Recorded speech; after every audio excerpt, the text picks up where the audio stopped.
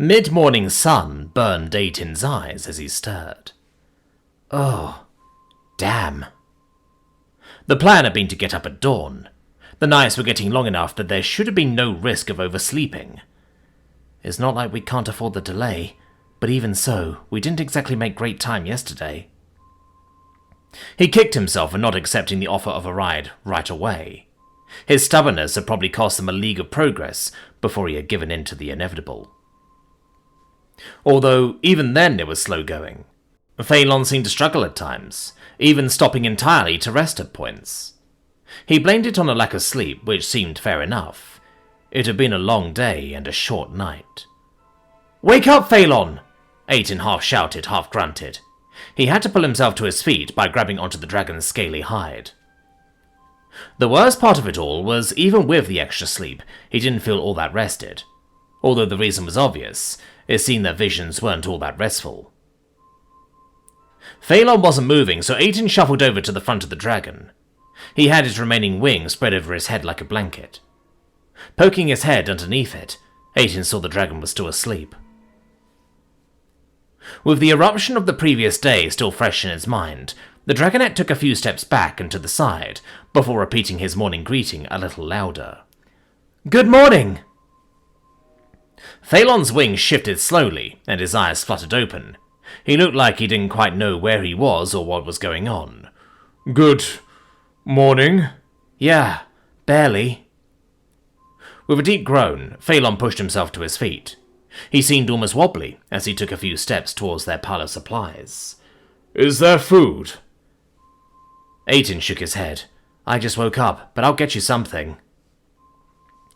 There was still plenty of meat left, and the thick, dry outer layer was keeping the rest safe to eat. Aitin's best cutting implement for the massive carcass was still the short sword. He used it to saw several long strips from the Tyrox's flank. Phelan snapped them up, one at a time. "I had another vision last night." Phelan stopped mid-bite and focused on the dragonet. "Was it any clearer than before?" "No." "Were you able to recognize any more details?" "I couldn't. This was a completely new one."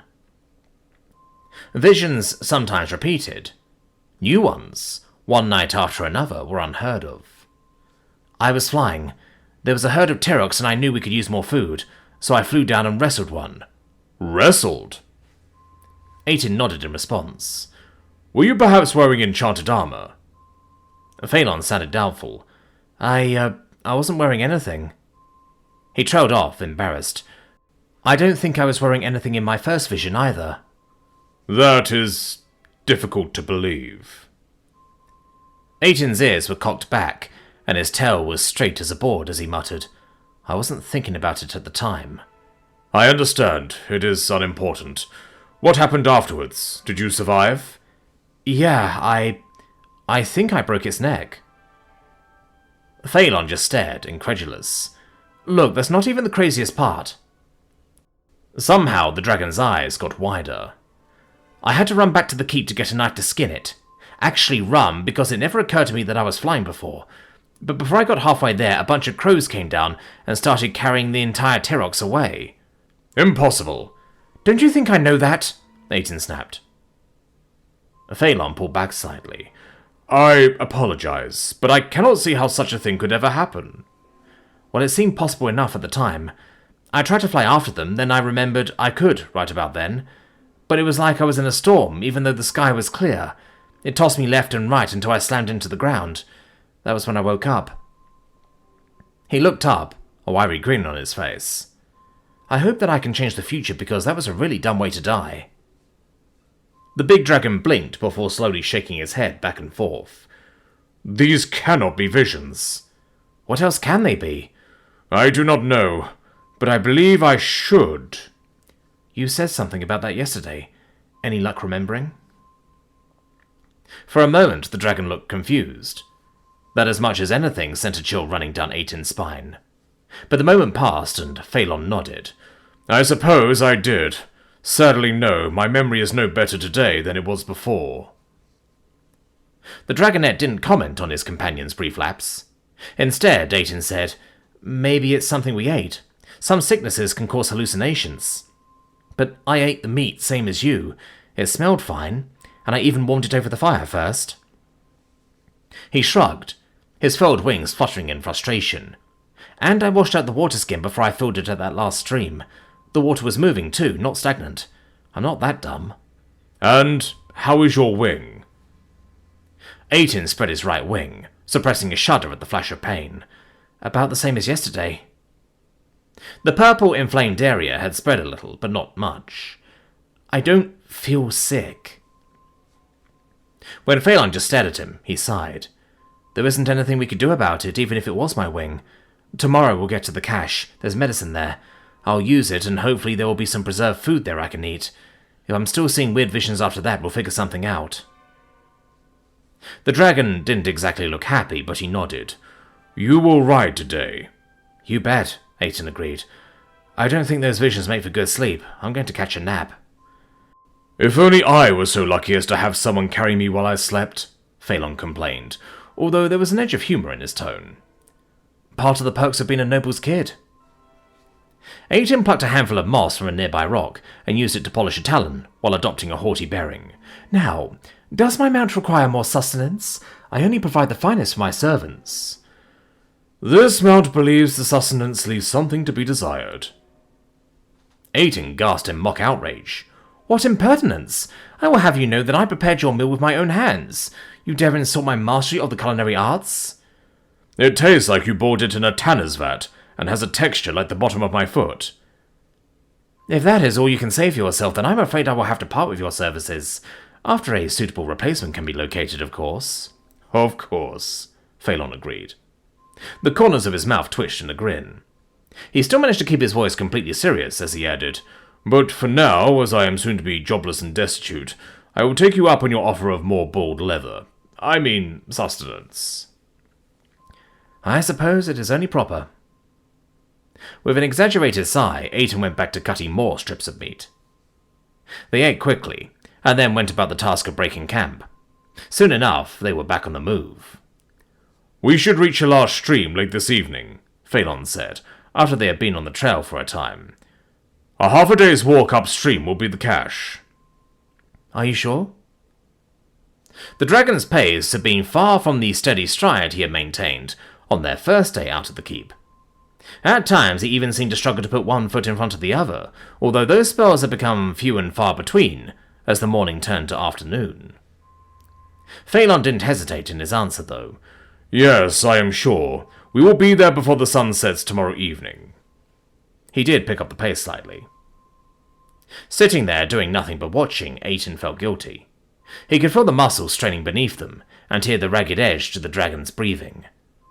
You hit the cargo well, he said, trying to distract his companion from the exertion. You know they searched most of a week for that gear, right? It is quite invisible from the air, in a box canyon. The cache is hidden in an overhang, formed by a small cliff. Phelan had to pause during his response, a testament to just how worn out he was. And they hadn't even been travelling for more than a couple of hours. A thought occurred, and Aiton laughed softly. You know, it might actually have been better if they had found the stuff and brought it back to the keep for us. That would have saved us all this time and effort. Phelan took a few strides to catch his breath. While I enjoy my enemies doing my work for me, I fear that finding my gear without me would have warned them that I still lived. Had they been on their guard, I never could have gotten them all. I suppose not. The conversation dropped off at that point. It was obvious that replying was hard for the dragon. He probably hasn't recovered from his amputation, or the fight. The outlines of ribs were still visible on Phelan's flanks.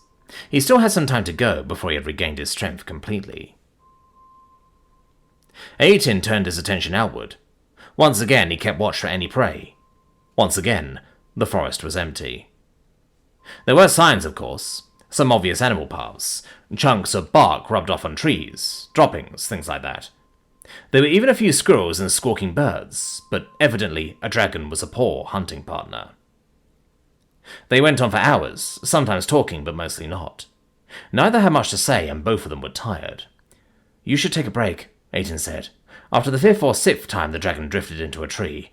I'm tired of dodging falling branches. He got a grunt in response, but a few steps later, Phelan slowed to a stop. I had hoped to push on until the stream. There is bound to be a good camping site on its banks. We can still make it. There's a few hours of daylight left, Aiden pointed out. You'll be faster after a rest. After a moment he nodded. Keep watch. Do not let me sleep for too long. Curling up with cargo still tied to his back couldn't have been the most comfortable position, but Phelan didn't let it stop him from doing just that. Within a minute, his steady breathing made it clear that he was asleep. Aiden didn't feel any particular need to dismount. His position afforded him an excellent view of the surrounding forest. He did make note of the sun's position, midway beneath its zenith in the western horizon. When it moved a little over a hand's breadth, he would wake Phelan. And so, he settled back to watch and wait. Not that there was much to keep watch over. Even the birds were silent. So Aiden amused himself with his rock balancing trick. He was up to 5 now and working on a 6th, but it had been a rough night. Concentrating was difficult and becoming more so by the heartbeat. Soon he was only getting 3 or 4 stones balanced, before the whole pile came crashing down. He sighed and lay back. The dragon's scaly hide was surprisingly comfortable. During the flight out, Aiden had never been able to get used to all the movement and noise. When they flew through the night, he had never managed to get a wink of sleep. But on the ground, it was relaxing knowing Phelan was right there. Nothing would dare to bother them, and if something was stupid enough to do so, then it would end up as dinner. Some of the rolled-up bedding would make a perfect pillow. A quick nap would be nice. He did his best to ignore the desire. I would rather not go through more hallucinations.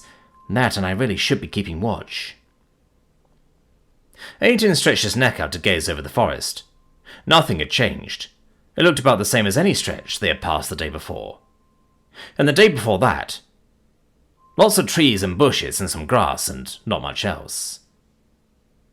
There was no great darkling army beneath the canopies, at least none that he had seen. After spending weeks on the island, the idea seemed almost funny now. Anyway, it's way too bright for darklings. Plenty of sun was passing through the sparse canopy. Their black skin would burn in the light. Caves might be a problem. There were some mountains further inland, and they were common on the sides of an island. The forces of corruption loved to hide in caves. But forests were safe from corruption. It was starting to cloud up, though. That could be a problem. Darklings could escape their caves and come after them if there wasn't any sun. Aiden kept a close eye on the sky, watching for the telltale black shapes descending from above. There were figures in the clouds. Big white dragons swirled around smaller formations of dragonettes, while 8-legged lizards watched from the back of a wagon. Together they kept the swarms of darklings at bay. Aiden watched the airborne giants construct an enormous wall. It spanned from horizon to horizon, pure and white and untouchable. The forces of corruption couldn't hope to break through. Nothing could. But the darklings were cunning. If they couldn't break the wall, they would move it. Nothing that enormous should be able to move, but there were so many of them. There was no holding them back. Long? The name seemed to catch in his throat. It didn't want to come out. Of course, Phelan was tired. He needed a nap. Aiden would have to handle this alone. More darklings had joined their brethren, and the wall was fast approaching. Darkness seethed, and it slowly began to corrupt the barrier. The edges turned dark. Evil. Aiden picked up the bow. He had to protect Phelan until the dragon finished his nap. He could, too. He knew it. Aiden was the son of the Bloodhorn, and that meant he could kill darklings if he could only figure out their names. It would be easy, and then he would have a story to tell when he got back home. Slipping down to the forest floor, Aiden ran towards the oncoming army. The battle above was fierce, and the wailing screams of the fighting and dying nearly drove him on. A blue dragon used his breath weapon to burn 1,000 darklings out of the sky. Their blood dripped down on him, cold and uncomfortable. He did his best to ignore it. Just like Dad, he panted, as he skidded to a stop and knocked to narrow. There were darklings everywhere, but some of them were brown. Brown darklings only corrupted water demons. Those weren't a threat. Something moved, and 18 drew and loosed an arrow. After a few days to recover, and some practice with the bow's heavy draw, his aim was much improved. Even if he couldn't manage to pull the string all the way back, it was enough to send the arrow right through the Darkling. It instantly shattered into 1,000 glittering pieces. More of them emerged from the forest. "Where were you born?" 18 shouted. They would have to tell the truth. He could use that to figure out their names. These Darklings were sneaky, though. They just hissed and spat in their own language. Dragonets couldn't speak Darkling. That took 2 tongues. "I'll steal one of their belts. If I do that, I'll just be Darkling enough to understand them." One of them had a very fancy belt, but 18's next arrow passed had no effect. And it was obvious why. He had blinked. Taking advantage of his mistake, the Darkling charged him, sword raised. He blinked again, as the corrupted Dragonet slashed at his neck. The steel couldn't hurt him when his eyes were closed, but the Darkling didn't know that. It thought the sword was broken and threw the blade into the air. Only without a weapon, it crumbled into ash. 18 had to dodge, to keep from getting the black gunk on him. It might turn him into a Darkling, and then he would have to fight himself. He could probably win, but it would take all week, and he wanted to sleep tonight. The Darklings grumbled. They wanted to see him fight himself. It wasn't fair. One of them was trying to sneak away behind a tree. 18 pulled out another arrow and remembered not to blink this time. Sadly, all of the screaming above distracted the shaft, so it only grazed the Darkling's blackened hide as he slipped into cover. An animalistic screech exploded from behind the tree. The sheer force of it sent 18 stumbling backwards. He blinked, then blinked again. There were Darklings, weren't there? But he didn't see any. The forest was full of shadows. Rain was pouring down.